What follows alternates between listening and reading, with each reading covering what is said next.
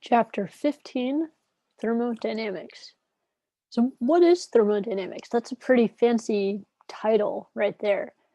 In short, it's heat and work it acting at the same time, right? Where we're considering both of them. So this is a combination of some previous chapters. We've previously seen heat in chapter 12, and we saw work back in chapter 6. Now we're going to bring it all together and talk about a thermodynamic system. And an example of a thermodynamic system could be the hot air in a hot air balloon, right? So that air is one possible example. But before we can go much further, we first need to set some definitions. What is a system for thermodynamics?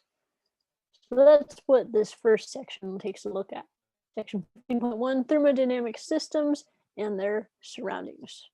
So once again, thermodynamics is the branch of physics that is built upon the fundamental laws that heat and work obey, considering both of them here.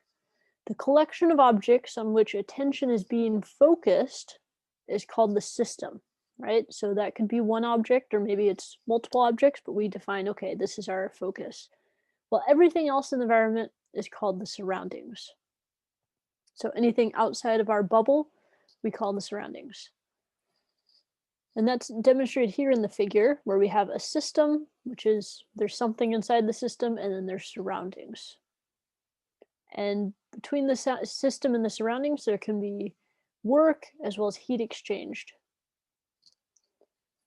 We'll get more into that in the next coming sections.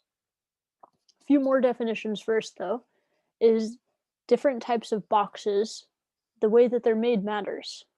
So there are walls, divisions that can permit heat flow, and those are called diathermal walls. So those keep, say, the two gases separate, but there's perfect heat flow between them. Then walls that do not prevent heat flow are called adiabatic walls. And so adiabatic wall is similar to like styrofoam, which isn't perfectly adiabatic, but is approximately that there isn't heat flow through that material. The two stay totally separate.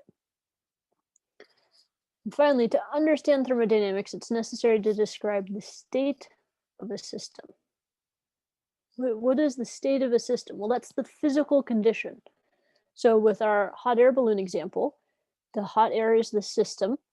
The balloon skin are the walls separating the system from the surroundings. And then we can describe the state of the air in the hot air balloon. So we can describe its pressure, its volume, its temperature, and the mass of that hot air. Each of those variables are state variables because they describe the current state of the gas. So this introduces thermodynamics.